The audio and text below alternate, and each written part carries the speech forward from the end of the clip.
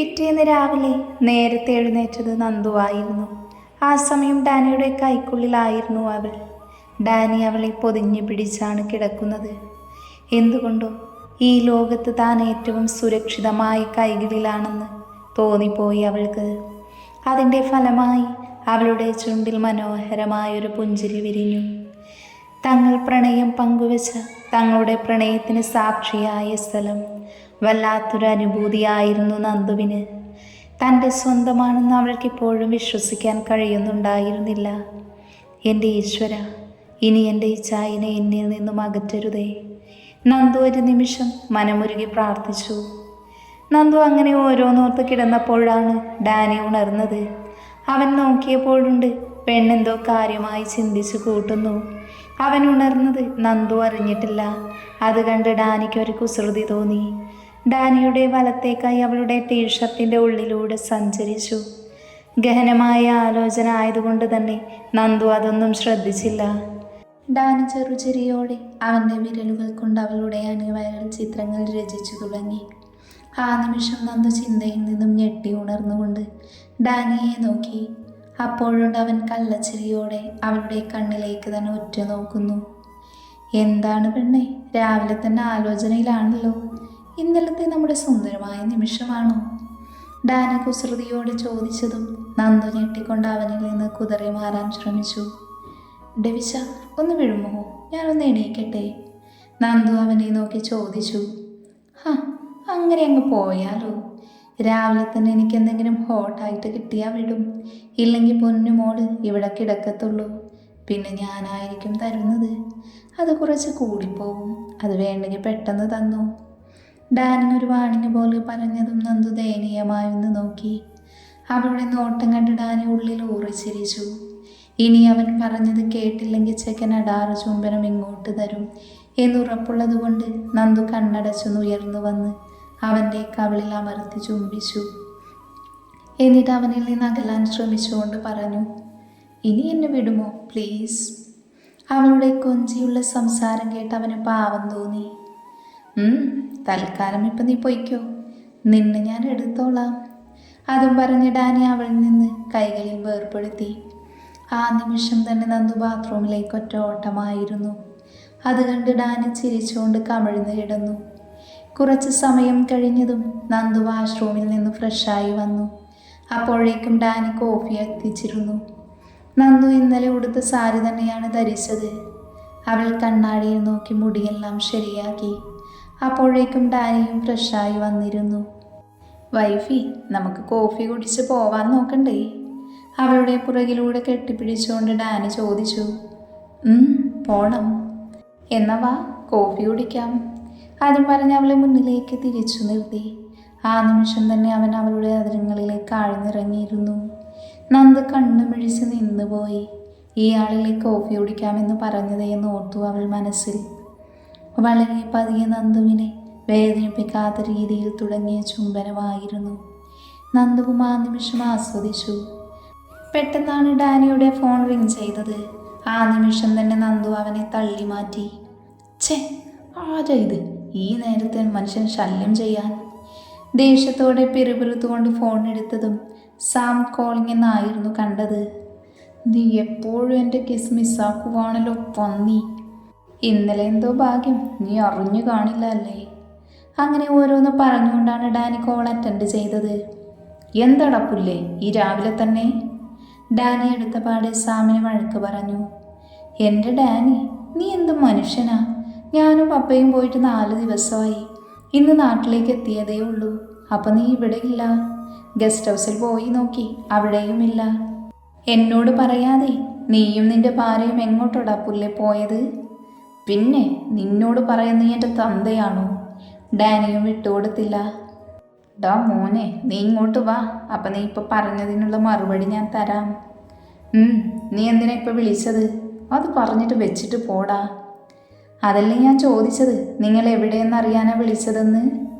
ഓ, അതിനായിരുന്നു. എന്ന പൊന്നുമോൻ കേട്ടോ, ഞങ്ങൾ രണ്ടും ഹണിമൂൺ ആഘോഷിക്കാൻ പോകുന്നതാ. അതുകൊണ്ട് ഞങ്ങളെ ശല്യം ചെയ്യാതെ വെച്ചിട്ട് പോടാ പൊന്ന മോനെ. ഡാനി അവൻ്റെ വായിൽ വന്നതെല്ലാം വിളിച്ചു ഫോൺ കട്ട് ചെയ്തു. ഇതെല്ലാം കേട്ട് നന്ദുവിൻ്റെ കിളികളെല്ലാം നാടുവിട്ടെന്നാ തോന്നുന്നേ. കുട്ടി കോഫിയും പിടിച്ച് സ്റ്റെക്കായി നിൽക്കുവാണ്. അവളുടെ നിൽപ്പ് കണ്ട് ഡാനി ഒരു ചിരിയോട് അവളുടെ ഇടുപ്പിലൊന്ന് പിച്ചി. ഹാ, അവൾ വേദന കൊണ്ടൊന്ന് പുളഞ്ഞു. എന്താടി എന്നെ ഇങ്ങനെ നോക്കി നിൽക്കുന്നത്? ഡാനി അവളുടെ കയ്യിലെ കോഫി വാങ്ങി ചോദിച്ചു. എൻ്റെ ദൈവമേ, എന്തൊക്കെയാ വിളിച്ച് പറയുന്നത്? ഓ, അതൊക്കെ ഇനി എൻ്റെ മോൾക്ക് ശീലായിക്കോളും. അപ്പം ഞെട്ടിലങ്ങ് മാറിക്കിട്ടും. അത് കേട്ട് നന്ദു അവൻ്റെ പള്ളക്കിട്ടൊരു കുത്തുവെച്ചു കൊടുത്തു. അങ്ങനെ അവൾ കോഫി കുടിച്ച് പോവാനായി ഇറങ്ങാൻ നിന്നതും ഡാനി നന്ദുവിൻ്റെ കൈകൾ കോർത്തു പിടിച്ചു. എന്നിട്ട് അവളുടെ കൈപ്പത്തിയിൽ ചുണ്ടുകൾ ചേർത്തൊന്ന് പുഞ്ചിരിച്ചു. ഇനി മുതൽ ആരെന്ത് പറഞ്ഞാലും അതൊന്നും മൈൻഡ് ചെയ്യാതെ എൻ്റെ കൂടെ ഇതുപോലെ ഉണ്ടായിരിക്കണം. നിന്റെ കൂടെ എന്തിനും ഞാനും ഉണ്ടാകും. അതിനിടയിൽ എൻ്റെ സ്നേഹവും എൻ്റെ പ്രണയവും എല്ലാം ഉണ്ടായിരിക്കും. നന്ദുവിനിപ്പോഴും പ്രണയിക്കുന്നു എന്ന് അവൾക്ക് ശരിക്കും വിശ്വസിക്കാൻ കഴിയുന്നുണ്ടായിരുന്നില്ല. നന്ദു ഡാനിയുടെ മുഖത്തേക്ക് നോക്കി മനോഹരമായെന്ന് പുഞ്ചിരിച്ചു, അതും പ്രണയത്തോടെ. ശ്രീ, ഞാൻ പറഞ്ഞത് നിനക്ക് മനസ്സിലായി എന്ന് വിചാരിക്കുന്നു. എന്തൊക്കെ പ്രശ്നങ്ങൾ ഉണ്ടായാലും നീ ഒരിക്കലും എന്നെ വിട്ടുപോകരുത്. ചിലപ്പോൾ നീ പ്രതീക്ഷിക്കാത്ത ചില സത്യങ്ങൾ അറിഞ്ഞു എന്ന് വരും. അപ്പോഴും നീ എൻ്റെ കൂടെ വേണം. പ്രണയമാണ് എനിക്ക് നിന്നോട്. നീ ഇല്ലാതെ ഒരു നിമിഷം പോലും ഓർക്കാൻ എനിക്ക് കഴിയില്ല. അത്രത്തോളം നീ എൻ്റെ ജീവനാണ്. ഡാനിയുടെ വാക്കുകൾ കേൾക്കെ നന്ദുവിൻ്റെ കണ്ണുകൾ നിറഞ്ഞു. അവൾ ഡാനിയുടെ കൈകൾ കോർത്ത് പിടിച്ചു. അവളുടെ മുഖത്തിനോട് അടുപ്പിച്ചു കൊണ്ടുവന്ന് അവൻ്റെ കൈകളിൽ അമർത്തി ചുംബിച്ചു. എന്നിട്ട് പറഞ്ഞു, ഈ ശ്രീനന്ദ ഇന്നോളം ആരെയും പ്രണയിച്ചിട്ടില്ല. ആദ്യമായും അവസാനമായും പ്രണയിക്കുന്നത് എൻ്റെ ഈ ഡെവിചായനയെ മാത്രമായിരിക്കും. ഇച്ചായനല്ലാതെ മറ്റാരെയും എനിക്ക് സ്വപ്നത്തിൽ പോലും ചിന്തിക്കാൻ കഴിയില്ല. പലവട്ടം ഇച്ചായനോട് പ്രണയം തോന്നിയപ്പോഴും എനിക്ക് അർഹതയില്ലാത്തതാണെന്ന് ഞാൻ ആഗ്രഹിക്കുന്നത് എന്ന് മനസ്സിലാക്കിക്കൊണ്ട് ഒഴിഞ്ഞു മാറിയതാണ് ഞാൻ. പക്ഷേ ഇന്നലെ എന്നോട് പ്രണയം തുറന്ന് പറയുമ്പോൾ എൻ്റെ പ്രണയം ഉള്ളിൽ ഒളിപ്പിച്ചു വയ്ക്കാൻ എനിക്ക് കഴിഞ്ഞിരുന്നില്ല. അത്രയ്ക്കും എനിക്കിഷ്ടമാണ് എൻ്റെ ഡെവിചായനെ. നന്ദുവിൻ്റെ ഓരോ വാക്കും ഡാനിയുടെ ഉള്ളിൽ കൊത്തിവെച്ചതുപോലെ നിന്നു. അത്രത്തോളം അവനിൽ സന്തോഷമായിരുന്നു. ഡാനി അവളെ ഇറുക്കെ കെട്ടിപ്പിടിച്ചു. എന്നിട്ട് അവളുടെ നെറ്റിയിലൊന്ന് മുത്തി. അതിനുശേഷം അവളുടെ ആദരങ്ങളിലും അമർത്തി ചുംബിച്ചു. ഇനി എൻ്റെ ഈ കൈക്കുള്ളിലായിരിക്കും പെണ്ണെ നിന്റെ ജീവിതം. അവിടെ സന്തോഷവും സങ്കടവും എല്ലാം വന്നേക്കാം. പക്ഷേ നമ്മൾ രണ്ടുപേരും ഒരുമിച്ച് നിന്ന് അതെല്ലാം മറികടന്നു ജീവിക്കും. അത് കേട്ട് നന്ദു ഒന്ന് പുഞ്ചിരിച്ചു. ഇനി പോവാം, അല്ലെങ്കിൽ സാം വീണ്ടും വിളിക്കും. അവനും പപ്പയും വന്നിട്ടുണ്ട്. അതും പറഞ്ഞ് ഡാനി അവളുടെ കൈ പിടിച്ച് ബൈക്കിലേക്ക് പോയി. അവിടെ നിന്ന് തുടങ്ങുവായിരുന്നു അവരുടെ പ്രണയ നിമിഷങ്ങൾ. അങ്ങനെ അവർ വീട്ടിലെത്തി. ബൈക്കിൽ നിന്നിറങ്ങി രണ്ടുപേരും സന്തോഷത്തോടെ അകത്തേക്ക് കയറി ചെന്നപ്പോഴുണ്ട് എല്ലാവരും ഹാളിൽ തന്നെ ഇരിക്കുന്നു. Jenny, George, Sarah, Alvin. Sam മാത്രം അവിടെ ഉണ്ടായിരുന്നില്ല. ഡാനി ആരെയും മൈൻഡ് ചെയ്യാതെ മുകളിലേക്ക് പോവാൻ നിന്നതും ജോർജ് പുറകിൽ നിന്ന് വിളിച്ചു, ഡാനി, അവിടെ നിന്ന് നിന്നേ. നിങ്ങൾ രണ്ടും ഇന്നലെ എവിടെ പോയതായിരുന്നു? അത് കേട്ടത് നന്ദു പേടിയോടെ സാരിയിൽ പിടിച്ചു നിൽപ്പാണ്. ഇനി പപ്പ എന്തെങ്കിലും വഴക്ക് പറയുമോ എന്നോർത്ത്. ഡാനിക്കാണെങ്കിൽ ഇതൊന്നും ഒരു പ്രശ്നമല്ല എന്ന മട്ടിലാണ് നിൽക്കുന്നത്. പപ്പ ഇപ്പം എത്തി? അവൻ അറിയാത്ത പോലെ ചോദിച്ചു. ഞാൻ വന്നിട്ടൊക്കെ കുറച്ച് വർഷമായി. ആദ്യം പൊന്നുമോനെ, ഞാൻ ചോദിച്ചതിനുള്ള മറുപടി താ. അത് കേട്ടതും ആൽവിൻ വാവത്ത് ചിരിച്ചുപോയി. അത് കണ്ട് ഡാനി അവനെ കൂർപ്പിച്ച് നോക്കി. നീ അവനെ നോക്കി പേടിപ്പിക്കേണ്ട, നീ കാര്യം പറ. ജോർജ് പിന്നെയും ചോദിച്ചതും ഡാനി കൂളായിട്ട് തന്നെ പറഞ്ഞു, ഞങ്ങൾ രണ്ടും ഒരു ദിവസത്തെ ഹണിമൂൺ ആഘോഷിക്കാൻ പോയതാ പപ്പ. എന്തേ, പപ്പയ്ക്കും ഞങ്ങളുടെ കൂടെ പോരണമായിരുന്നോ? ഡാനി അയാളെ പുച്ഛിച്ചുകൊണ്ട് ചോദിച്ചു. ഡാ ചെക്ക, എന്താടാ നീ പറയുന്നത്? അതും പറഞ്ഞ് ജോർജ് അവൻ്റെ അരികിൽ വന്ന് കയ്യിലൊന്നടിച്ചു. മോളെ, എങ്ങനെ ഉണ്ടായിരുന്നു യാത്രയൊക്കെ? ജോർജ് നന്ദുവിൻ്റെ തലയിൽ തലോടി ചോദിച്ചു. കുഴപ്പമൊന്നുമില്ലായിരുന്നു പപ്പ. എന്നാൽ നിങ്ങൾ പോയി ഫ്രഷായി വാ, ഞാൻ ഓഫീസ് റൂമിൽ ഉണ്ടാവും. അതും പറഞ്ഞ് ജോർജ് പോയി. എന്നാൽ ഇതെല്ലാം കേട്ട് ജെനിയും സാറയും പല്ല് കടിച്ചിരിക്കുവാണ്. അവരെ വഴക്ക് പറഞ്ഞില്ല എന്ന് തന്നെയായിരുന്നു കാരണം. നീ അങ്ങോട്ട് വാ, നിന്റെ ഇഡ്ലിക്ക് ഞാൻ തരുന്നുണ്ട്. ആൽവിനെ ദേഷ്യത്തോടെ നോക്കി ഡെവി പറഞ്ഞു. അതും പറഞ്ഞ് നന്ദുവിൻ്റെ അരക്കെട്ടിൽ പിടിച്ച് മുകളിലേക്ക് നടന്നു. നന്ദു അവനിൽ നിന്ന് കുതറി മാറാൻ ശ്രമിക്കുന്നുണ്ട്. അടങ്ങി നിന്നാ നിനക്ക് കൊള്ളാം, അല്ലെങ്കിൽ ഇവിടെ വെച്ച് ഞാൻ ആ ചുണ്ടങ്ങ് കടിച്ചെടുക്കും. പിന്നെ അത് വിടണമെങ്കിൽ ഞാൻ തീരുമാനിക്കണം, അത് വേണോ? അവൻ്റെ വായിൽ നിന്ന് കേട്ടതും നന്ദു നല്ല കുട്ടിയായി നടന്നു. റൂമിൻ്റെ മുന്നിലേക്ക് എത്തിയതും അവർക്ക് മുന്നിൽ ഒരു മറയായി സാം വന്ന് നിന്നതും ഒരുമിച്ചായിരുന്നു. അവനെ കണ്ടതും ഡാനി ഒന്ന് ഇളിച്ചു കാണിച്ചുകൊണ്ട് പറഞ്ഞു, എന്താടാ മുന്നിൽ വന്ന് നിൽക്കുന്നത്? മുന്നിൽ നിന്ന് മാറടാ. എന്നാൽ അവൻ്റെ മുഖഭാവം കുറച്ച് സീരിയസ് ആയിരുന്നു. അവനിൽ നിന്നൊരു ഭാവമാറ്റവും ഉണ്ടായില്ല. അത് കണ്ട് നന്ദു കുറച്ച് പേടിച്ചു. എൻ്റെ ദൈവമേ, ഇനി ഇവിടെ എന്താ പ്രശ്നം എന്ന് വരെ അവൾ ചിന്തിച്ചു. നന്ദുവിൻ്റെ മുഖം കണ്ടപ്പോൾ സാമിന് മനസ്സിലായി കുറച്ച് പേടിച്ചിട്ടുണ്ടെന്ന്. അത് മനസ്സിലാക്കി അവൻ നന്ദുവിനോട് പറഞ്ഞു, മോള് റൂമിലേക്ക് ചെല്ല്, എനിക്ക് ഇവനെ ഒന്ന് കുടയാനുണ്ട്.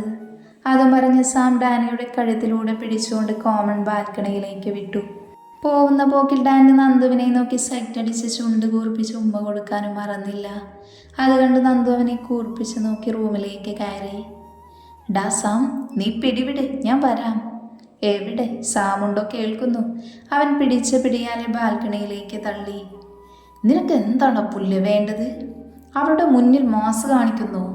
അതും പറഞ്ഞ് സാമിൻ്റെ അടുത്തേക്ക് ചേറിയതും സാം അതിനനുവദിക്കാതെ പറഞ്ഞു തുടങ്ങി, നിങ്ങൾ രണ്ടും എവിടെയായിരുന്നു ഇന്നലെ? അപ്പോൾ അതല്ലട പുല്ല്, നീ ഫോൺ വിളിച്ചപ്പോൾ ഞാൻ പറഞ്ഞത്. ഓ, ഒരു ദിവസത്തെ ഹണിമൂൺ. തേങ്ങ, അവളോട് ഇഷ്ടം പറയാതെയാണോ ഹണിമൂൺ ആഘോഷിക്കുന്നേ? സാം വിട്ടുകൊടുത്തില്ല. അത് പറയാൻ തന്നെയാണ് നാറി ഇന്നലെ അവളെയും കൊണ്ട് പോയതും ഞാൻ എൻ്റെ ഇഷ്ടം തുറന്നു പറഞ്ഞു. അവൾക്കും എന്നോട് ഇഷ്ടമാണടാ. അവളും അവളുടെ ഇഷ്ടം എന്നോട് തുറന്നു പറഞ്ഞു. വാട്ട്? സാമിൻ്റെ മുന്നേ തന്നെ അലറിക്കൊണ്ട് പറഞ്ഞത് കേട്ട് സാമും ഡാനിയും ഡോറിലേക്ക് നോക്കിയപ്പോൾ കേട്ടത് വിശ്വസിക്കാനാവാതെ നിൽക്കുന്ന ആൽവിയെയാണ് കാണുന്നത്. ഡാ, സത്യമാണോ നീ പറയുന്നത്? ആൽവി വന്ന് ഡാനിയോട് ചോദിച്ചു. അല്ല, നുണ. എന്തേ? ഡാനി അവനെ പുച്ഛിച്ച് വിട്ടു. അത് താൻ നേരത്തെ ചിരിച്ചതിനുള്ളതാണെന്ന് മനസ്സിലായി. ഡാനി, എന്നിട്ട് നന്ദുമോളോട് നീ പറഞ്ഞോ?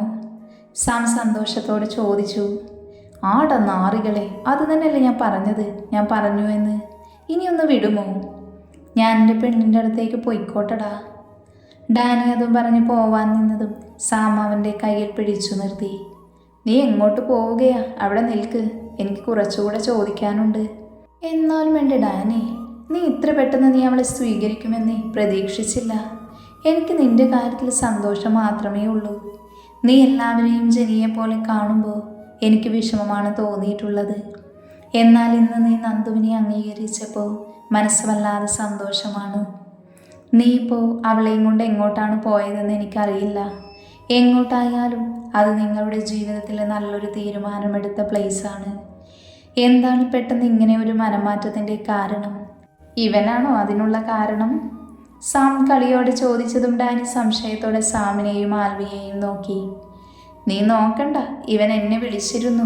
നീ മൂട്ടിൽ തീ പിടിച്ചതുപോലെ നടപ്പുണ്ടെന്ന് പറഞ്ഞു നന്ദു ആൽവിയോട് സംസാരിച്ചിട്ട്. അപ്പോഴേ ഞാൻ ഊഹിച്ചു നീ ഇന്ന് അവളോട് നിന്റെ ഉള്ളിലുള്ള ഇഷ്ടം പറയുമെന്ന്. എൻ്റെ ഊഹ ഏതായാലും തെറ്റിയില്ല. നിങ്ങൾ വരുന്നതും കാത്തിരിക്കുകയായിരുന്നു ഞങ്ങളിവിടെ. സാം അത് പറഞ്ഞതും ഡാനിയുടെ ചുണ്ടിൽ അറിയാതൊരു പുഞ്ചിരി വിരിഞ്ഞു. സത്യമാണ് സാം, ഞാൻ നന്ദൂട്ടിയോട് സംസാരിക്കുമ്പോഴേ ഇവൻ കുശുമ്പോടെയാണ് എന്നെയും അവളെയും നോക്കുന്നത്. പിന്നെ ഇവൻ്റെ കലിപ്പും എല്ലാം കൂടെ ആയപ്പോൾ ഞാൻ ഊഹിച്ചതായിരുന്നു നിന്നോട് വിളിച്ചു പറഞ്ഞത്. ആൽവിൻ ഡാനിയെ നോക്കി സാമിനോട് പറഞ്ഞു. എന്നാൽ അതെല്ലാം കേട്ട് ഡാനി ചിരിക്കുവാണ് ചെയ്തത്. ദേ, കള്ളക്കാമുകൻ ചിരിക്കുന്നു. ആൽവി അത് പറഞ്ഞുകൊണ്ട് ഡാനിയെ കളിയാക്കാൻ തുടങ്ങി.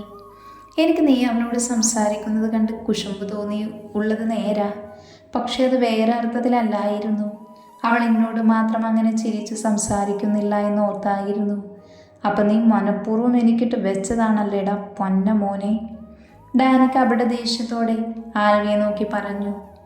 അതെല്ലോ കലിപ്പ, നിങ്ങളിങ്ങനെ നടക്കുന്നത് കാണുമ്പോഴേ എന്തൊരു മനസ്സുഖമായിരുന്നു എന്നറിയാമോ? ഞാനതങ്ങ് ഉപയോഗിച്ചു എന്ന് മാത്രം.